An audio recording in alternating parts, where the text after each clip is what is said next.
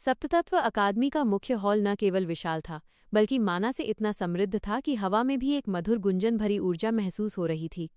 Hall की छत नहीं थी, बल्कि वो पारदर्शी क्रिस्टल से बनी थी, जिससे आसमान के तैरते द्वीप और हरी ऊर्जा रेखाएं अंदर तक दिखाई देती थीं।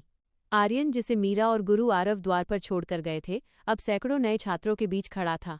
ये छात्र, जो आर्केनिस के विभिन्न कोनों से आए थे, अपने अपने एलिमेंटल वस्त्रों में सजे थे, कुछ नीले जल, कुछ लाल अग्नि, कुछ हरे पृथ्वी और कुछ पीले विद्युत। उनके चेहरों पर एक ही भाव था, गर्व और उत्साह। वे जानते थे कि उनका कोर पहले से ही एक एलिमेंट से जुड़ा है, और यह समारोह बस उसकी आधिकारिक घोषणा थी। आर्यन अपने सादे पृथ्वी के कपड़ों में उन सबके बीच एक बाहरी की तरह लग रहा था। हॉल के केंद्र में एक विशाल वेदी थी। इस वेदी पर 5 अलग अलग रंग के चमकते हुए हाथ के आकार के जागृति पत्थर, अवेकनिंग स्टोन्स, रखे थे। ये पत्थर किसी भी कोर से निकलने वाली पहली माना वेव को अवशोषित करके उसके एलिमेंट को दृश्य रूप में प्रकट कर सकते थे। मंच पर अकादमी के डीन ग्रैंड मेज एल्कॉन खड़े थे। एल्कॉन की दाढ़ी चांदी की तरह चमक रही थी और उनकी आंखें ऐसी थीं जैसे उन्होंने 1000 साल का जादू देख लिया हो। उनके चारों ओर हल्की सी सुनहरी रोशनी का प्रभामंडल था, जो उनके ग्रैंड मेज स्तर की शक्ति को दर्शाता था। नवागंतुकों, डीन एल्कॉन की आवाज़ हॉल में गूंजी, यह अकादमी तुम्हारे भविष्य की नींव है। यहाँ तुम अपनी प्रकृति को जानोगे। यह जागृति समारोह तुम्हें तुम्हारी नियति से जोड़ेगा। एक एक करके छात्रों को बुलाया जाने लगा। पहला छात्र, एक पतला लड़का, वेदी पर चढ़ा। उसने अपना हाथ हल्के से लाल पत्थर के ऊपर रखा। झट से पत्थर से एक तेज लाल लपट उठी, जो आकाश को छू गई। अगले फायर मेज को स्वागत है, एल्कॉन ने घोषणा की। छात्रों ने तालियां बजाईं और लड़का गर्व से मुस्कुराता हुआ अपनी पंक्ति में लौट गया। अगली लड़की ने नीले पत्थर को छुआ। पत्थर से एक शांत, सुंदर जलस्तंभ उठा। वाटर मेज। आर्यन देखता रहा। उसकी बेचैनी बढ़ती जा रही थी। हर सफल जागृति उसके अंदर के रहस्य को और भी भारी बना रही थी। वो 2 एलिमेंट्स फायर और विंड को महसूस कर चुका था, और हो सकता है उसके कोर में उससे भी ज्यादा कुछ छिपा हो। अगर पत्थर ने उसकी दोहरी आवृत्ति को पकड़ा तो क्या होगा? क्या कोर सचमुच फट जाएगा, जैसा गुरु आरव ने कहा था? उसने अपने सीने पर हाथ रखा।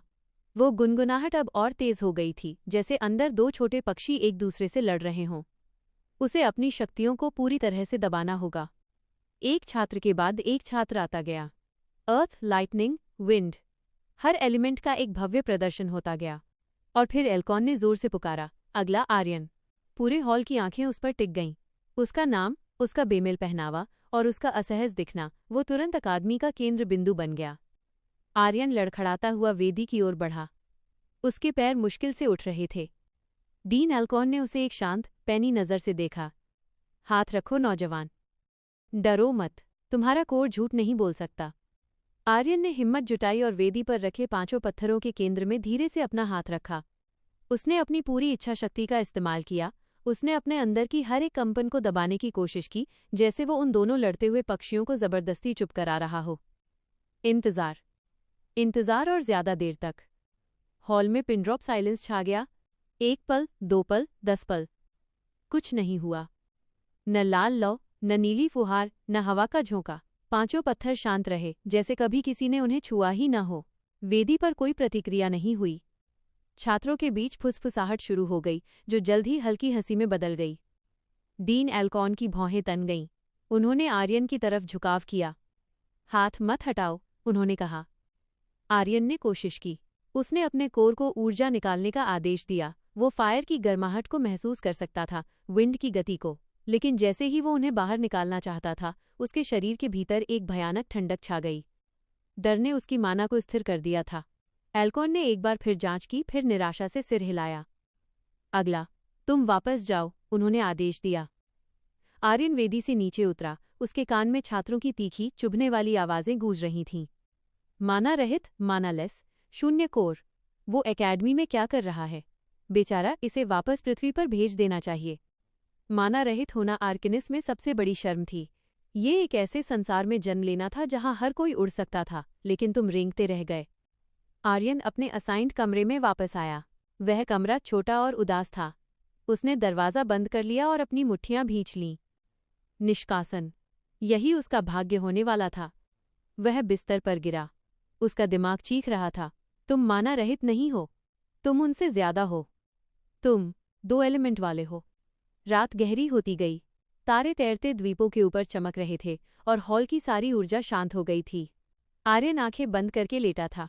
उसके कान में मजाक उड़ाने वाली आवाजें अभी भी गूंज रही थीं। अचानक उसने अपने सीने में एक झटका महसूस किया। ये धड़कन नहीं थी, यह एक अत्यधिक ऊर्जा का विस्फोट था, ठीक वैसा ही जैसा उसने सपने में महसूस किया था। उसका कोर अब जाग रहा था, उसे दबाने वाली बाहरी शक्तियों से दूर और पूरी ताकत से खुद को व्यक्त कर रहा था। पहले उसे एक गरम, दहकता हुआ कंपन महसूस हुआ। ये लाल था और ये उसके पूरे सीने को जला रहा था।